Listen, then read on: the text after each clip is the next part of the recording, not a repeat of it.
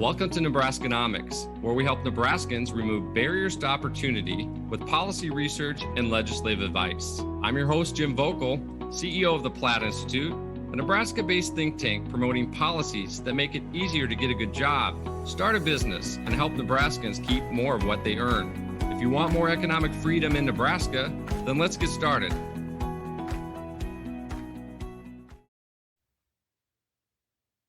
Welcome to this edition of Nebraskanomics. Today, I have a very special guest, our Attorney General Mike Hilgers. Welcome to Nebraskanomics. Jim, it's great to be with you. How are you, sir?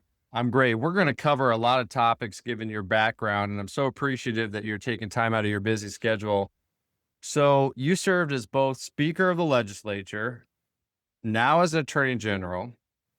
Give our listeners your perspective on Nebraska policy and the issues facing our state. Has it changed from moving from the legislative branch into your current role?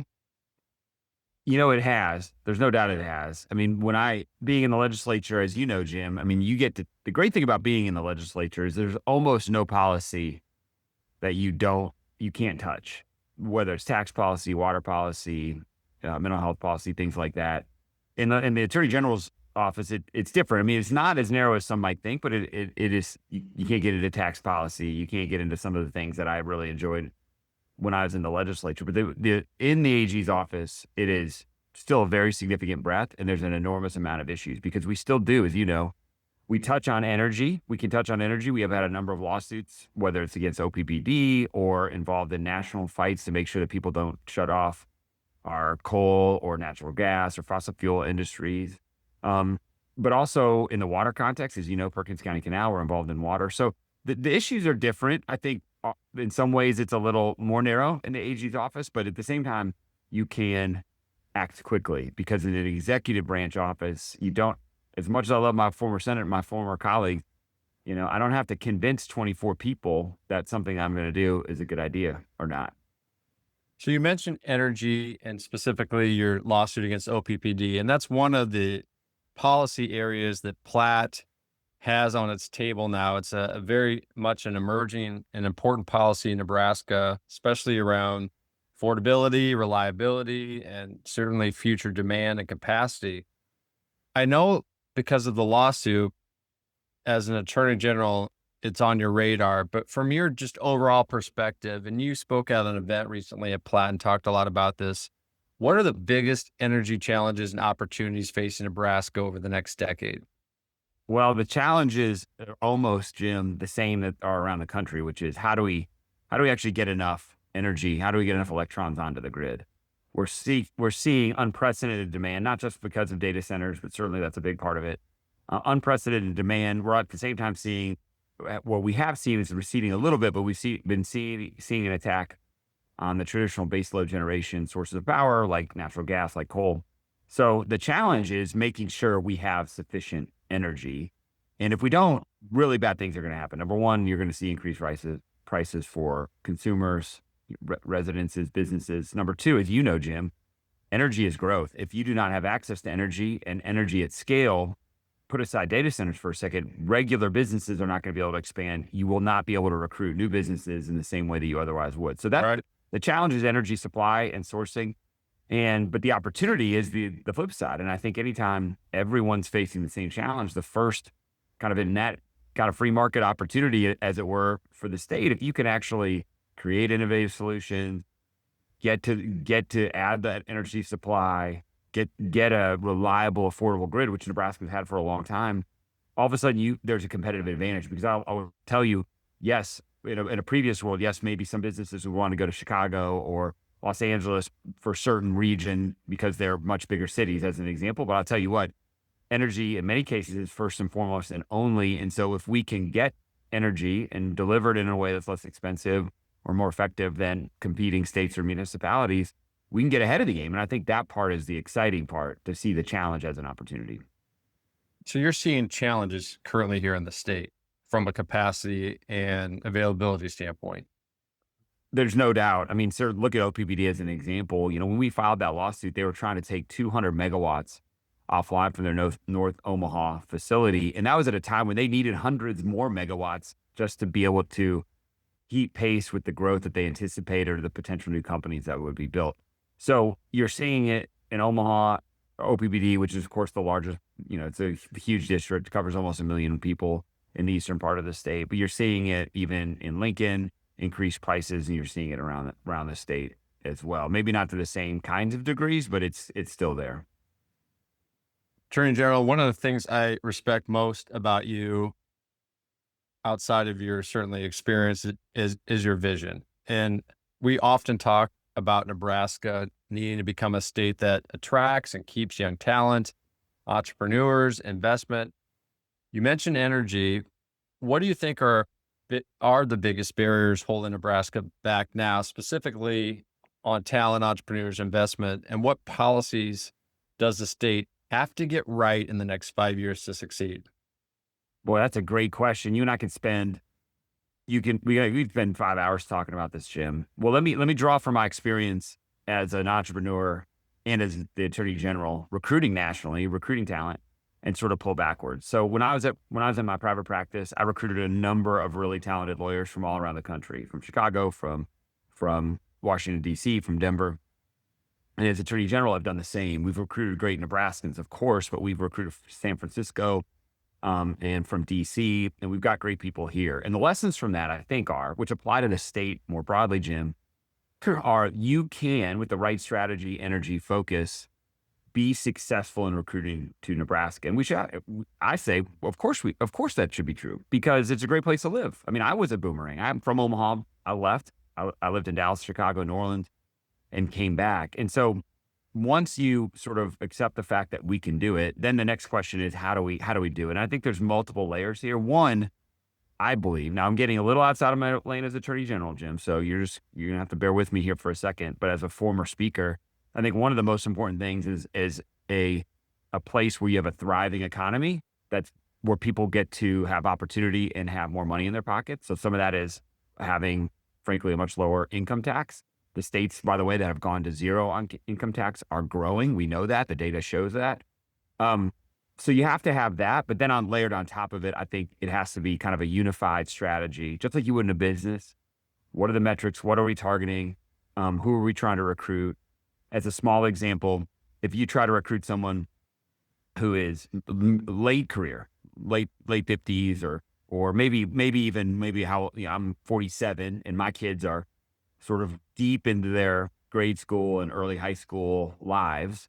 And if I lived in Chicago, the odds of me moving to come back to Nebraska are near zero because I just don't want to disrupt my family. But if at the same time, if you say, look, what we want to do is target people before they have kids or at the earliest stages of their child's lives, before their children's lives, before they are in full-time grade school, that we actually have a fighting chance. And that's what I did at my law firm. And I think that's the kind of thing that is scalable. But I think it all just starts with a recognition we can do it. Some of the right policies, which of course, Jim, you're working on, and then later on top, a really proactive, energetic strategy, whether that's industry-based or scaled across industries. I mean, sort of, I'll leave that up to others, but I think that those are the starting ingredients for success. So I'm hearing a thriving economy driven by competitive taxes. As you travel the state, are you also hearing about affordable housing and childcare, access to childcare? You hear all the above. I mean, affordability, housing prices, insurance prices, access to certain base level amenities, which of course would include childcare, but also includes around the state. We have a shortage of medical professionals. We have a shortage of doctors. I mean, if you want to grow in a smaller community that doesn't have a hospital nearby or doesn't have the access to a good primary care physician, that's a significant obstacle to overcome for someone who's thinking about moving with their family and having children. So all of those things, I think, kind of matter and are things that I certainly have heard about, and as well they should, because that's the kind of thing I know you've thought about, Jim, with your kids, and I think about with my 4 children. Like, what do you want? You want the ability to have kids have a better life. You want to have access to make sure they're safe and healthy. So you want access to good medical professionals. You want a roof over their head, and you want to be able to educate them. So schools really matter. And then if you can get those base things covered and you're in a place where you've got great neighbors and you've got a great professional opportunity, I find that it gets you there 8 out of 10 times. And it doesn't really matter how many sushi restaurants are in the city or some of these other cultural amenities, I think if you get there, boy, you're on third base already. All right, we're shifting gears. You mentioned affordability. Year after year, when raising the minimum wage in Nebraska was brought up in the legislature, our group, because it's not good policy, successfully fought it, hit the ballot, voters approved raising the minimum wage. Recently, though, the city of Lincoln adopted a higher local minimum wage than the state, something that will be certainly devastating for small businesses, job creators in our capital city. And as evidence shows, it eliminates opportunity for young workers as well. Your office issued an advisory opinion opposing the measure. Can you walk our listeners through your concerns, both from a constitutional standpoint and a policy standpoint? Well, I'll focus mostly on the constitutional, since that is, even though I've just went on a long sort of circuitous discussion about, recruiting young people to the state, which doesn't have anything to do with suing people, Jim. But in this case, I'll focus more on the constitutional. Although everything you said about the policy, I think we know the impacts of minimum wage increases and the impact on small businesses in particular and employment overall. But on the Constitution, here's the basic framework. Cities like Lincoln, it's a home rule city, they actually have quite a bit of authority, and there's no doubt about that. However, they are a junior political entity to the state of Nebraska. And what I mean by that is the state of Nebraska and the Nebraska legislature specifically can decide a whole number of things and set the rules of the road in an engagement. And sometimes when the Nebraska legislature acts, and it's limited usually to statewide things of statewide concern, they do what's called in the legal world, they preempt, they stop the ability of a local political subdivision to act in any other way contrary to the rule itself. And so that's what's happened in this case. The legislature passed they modified the people's past minimum wage law, as you noted, and they set what the minimum wage should be. And our belief that the Lincoln City Ordinance violates that preemption concept in at least two ways. The first is we actually do think it conflicts with the law, because the law, in our view, did not say this is a floor, cities can go above it. So we do think it conflicts with the law. But the second thing is that this kind of an issue where you're actually regulating economic activity, which, as you know, Jim, doesn't stop at an arbitrarily drawn border around the city of Lincoln. People in Lincoln drive to grocery stores outside of the city borders. The city grocery stores outside or hardware stores that are outside of the city borders compete for talent and customers with companies that do the same things inside the city border. It's exactly the kind of thing that should not be balkanized. So the legislature passed this law, and in doing so, they kind of preempted the field. And they said, look, Omaha, Lincoln, Grand Island, it doesn't matter. You have to follow this particular law, and you can't create sort of your own economic set of economic conditions that go against what we have described, we have put into law. And so that's called in the legal world field preemption or conflict preemption. We think it does both.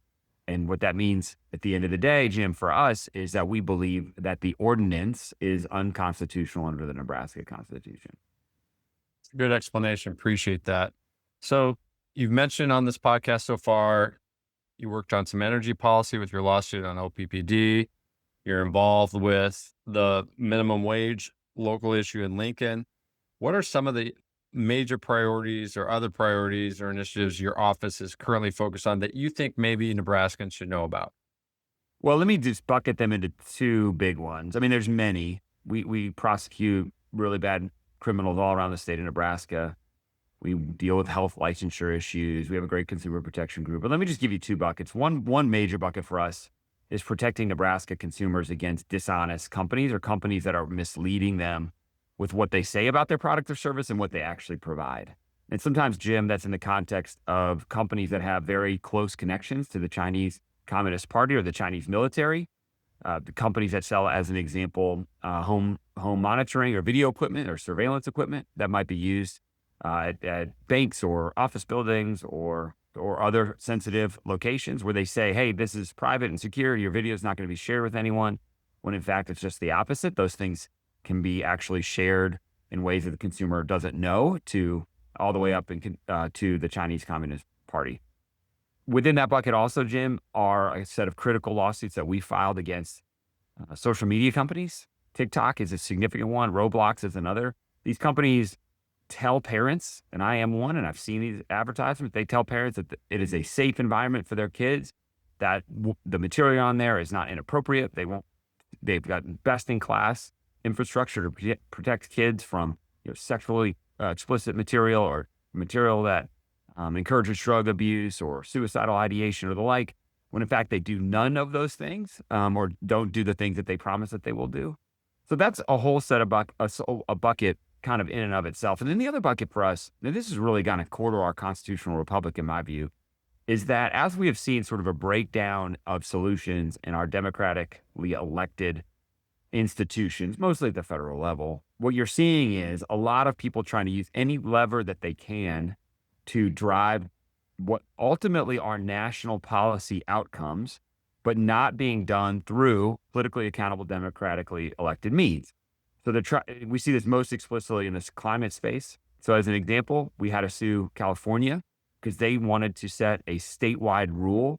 A rule that would have had national impact on semi-truck fleets that would have required them to transition from diesel to electric. It's why we've gotten involved with the U.S. Supreme Court in a very significant case that basically the question is, can a jury in the city of Boulder determine national climate policy against fossil fuel companies, or even our lawsuit yesterday against ISS, which is a proxy advisor that we believe was smuggling in a radical climate ideology through what otherwise appeared to be an innocuous set of business recommendations for the exercise of shares, which for the people in your listening audience who own shares or in the financial space or investment advisors or the like know that if you can influence the exercise of trillions of dollars worth of shares across our publicly traded equities, you can actually dramatically change the course of our nation and our economy.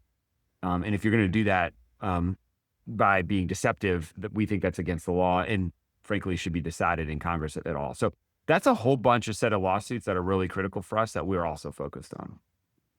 All right, let's shift this back to state policy. I got a couple more questions for you before I let you go.